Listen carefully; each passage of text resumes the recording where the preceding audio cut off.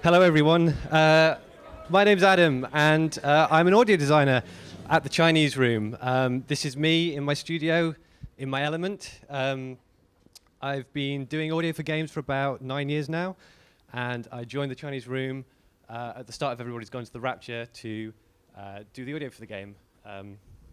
So there's so much I could talk about, but I've only got 15 minutes, so I'm going to specifically talk about procedural ambience. So what is procedural ambience? So it's pretty much a way of generating a lot of content using randomized elements from sort of little tiny granularized parts. There's been a lot of, in sort of contemporary music, it's quite a big thing. Like composers like John Cage have used it. There's a sort of big history in the musique concrète. Even Mozart sort of had a dice game where he'd use dice, the roll of a dice, to generate sort of the structure of a piece of music. And this is kind of starting to be explored in video games in a really big way. You may have heard of No Man's Sky, which is using a lot of this, a lot of these techniques. And it was something that I was really keen to experiment with when we started making Rapture. So why use procedural audio? Basically, it's a way of creating interesting musical elements, that avoid loops and avoid repetition, especially in a great big open world game where you're going to spend a lot of time exploring and just sort of taking in the atmosphere. One of the big things that I kind of gets annoying, is when you've heard that same bit of music looping again and again and again. It was kind of a chance to experiment in the sort of the indie space. We had that chance to try something a bit new and a bit different. And one of the big sort of draws about it is, like in games, you tend to get the sound design and you get the music as very sort of separate things. And sort of one of the big sort of the cool things about the way procedural audio works is you have to use very sound design elements in it. So it starts to blur that line between music and sound design and sort of bridges that gap. And also, because you're not sort of directly controlling it, you get a lot of interesting and surprising results out of it. You never quite know where it's going to end up when you start working with it. So it's kind of exciting. So what I'm going to do is I'm going to drop into a test level in the engine, and I'm going to show you some of this stuff and how it was put together. Just sort of take you through a lot of this, a lot of these techniques. So this is, if I zoom out a bit, hold on a moment.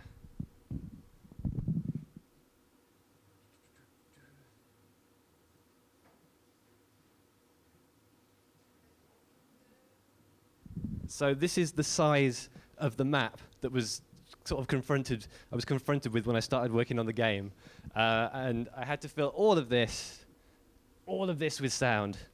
I've completely stripped this back, by the way, for this demo purposes, but sort of if you know the game, the village is here, woods, farm, sort of campground here. So there were 5 distinct areas, well there's 6 actually with the sort of the finale, that needed a lot of subtle and unique ambience and a lot of atmosphere. Initially, originally I started just doing little tiny areas, little tiny loops, and it kind of felt really, really boring. So I started playing around with this sort of procedural idea where it would generate, take little fragments of musical loops and tones and create a sort of a piece of atmosphere as it went along. So what I'll do is I will drop into the world and I'll show you one of the sort of the finished pieces from the farm area, and then sort of go through how that all works.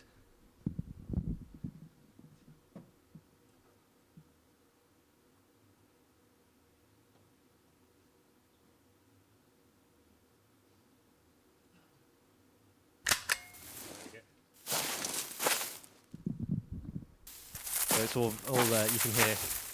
A little bit of Foley left in the world, but everything else I've just stripped everything else out completely. So it takes a little while to warm up, but hopefully, there we go.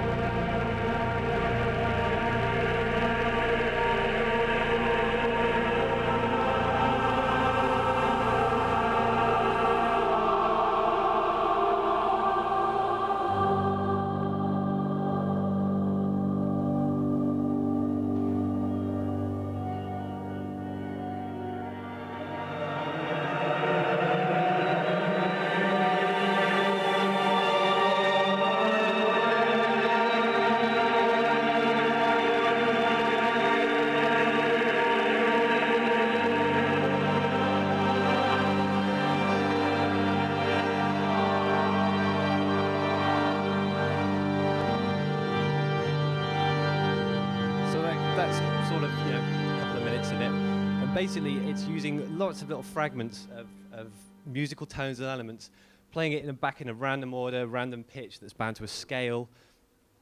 Just really sort of simple musical rules to create this sort of flowing atmospheric piece. So if I just open up Fmod, which is the sort of design tool that everything was put together in, all the way down here, if I just pick an element at random, so this is one of the so this was created from, so when Jessica was writing the music, Jessica Curry was the composer on the game. As she was writing the music, I was taking sort of elements of that and doing time stretching, granular synthesis. I bounced everything onto cassette tapes, recorded it back in to really sort of mess up the sound and sort of create this really sort of 80s analog feel to it. So there's a lot of sort of parameters that we're using here. There's volume, pitch, panning, so it can be panned randomly around the room. There's sort of a low pass filter in it as well. And a pitch control as well. So what the game does is when you're in one of these areas, it uses this lovely XML here, which I'll just pop up. So you control like the scale that you want to use, the BPM, which is set to like 50 BPM, which is really slow. Each of these has a different sort of range of volumes and pitches that it can use. It uses the same scale as the music in game in that particular area, so it all flows and binds together.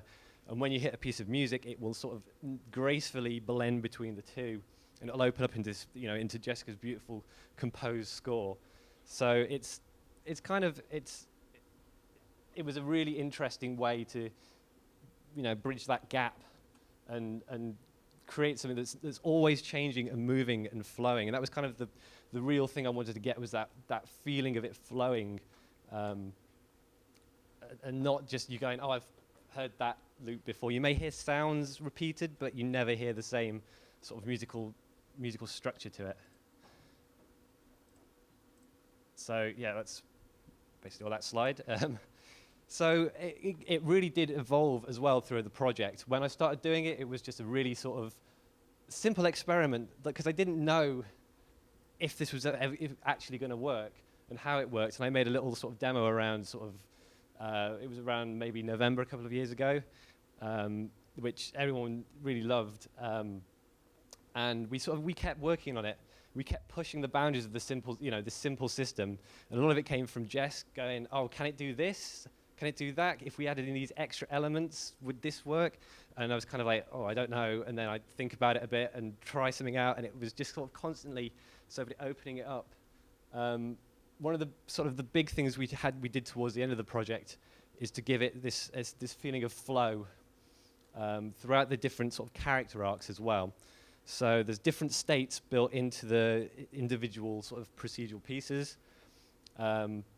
And when you sort of trigger in-game events, it will sort of change the density of these pieces. So what you heard just then was at the most, so it at its most dense. And we play with how sparse, we play with it, how it sort of comes in and out during the game, so it never gets too overwhelming or boring, really. Also, we took a lot of unpitched and unprocessed elements from the orchestral recording session, which helped sort of give it a sort of harmonic root, sort of binds it all together. So it was all very well doing all this, but there was a sort of final test we did with it, which is, because all of the stuff I showed you just then was all really processed sounding, really heavily, really ambient, really sort of sound designy. Like, Jess really wanted to try this with like something that was more composed, something that had more sort of non-processed, sort of sounded really organic. So during the recording sessions, they recorded a lot of sort of choral elements that we used in Observatory at the end. And this is one of my, I think this is the coolest sounding one, which I'll just give a quick blast of as well.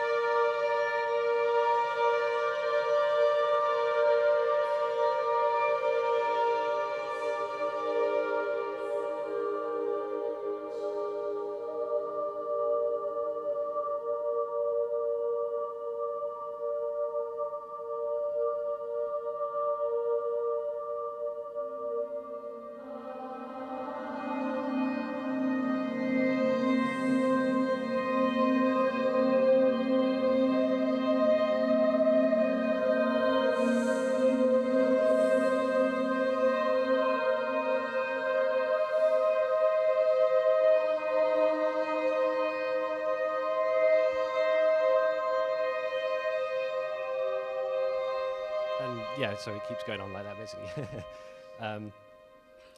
The downside of trying to demo this stuff, by the way, is that it never sort of does what you want it to do, but it's also, that's built into the system. So yeah, if you leave that running for longer, it sort of blossoms out into other sort of chords and little melodic elements. Let's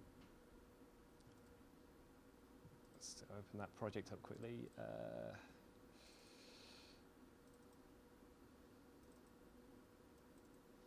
So we had all these sort of choir.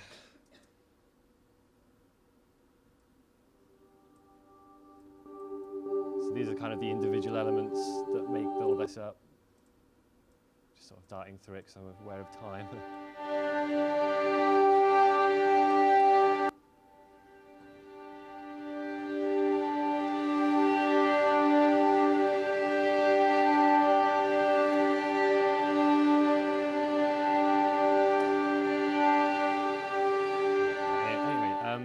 Yeah, so, yes, would it work? It worked. Yeah, there was a real sort of, a creative trust in that, because we weren't quite sure how it would sound in the end. We sort of went into it a little bit, was going, well, let's sort of see what happens. And, I think I'm really, really happy with how it sounded in the end. So if you're thinking of doing procedural stuff, that's great. Best practices, it's really good for ambient beds, drones, textual elements. Got to keep it simple, otherwise it sounds obvious and you start to hear the computer behind it, really. Keep it sparse. Too much and it starts to get really cloying and builds up too much, and you get sort of just noise, a wall of noise, which is never good.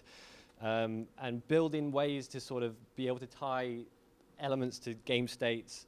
We tied it in with dialogue and the number of tilts you do in game. So if you saw a scene in game, when it finished, you get a burst of this procedural sort of audio, and then it would die back down again to nothing.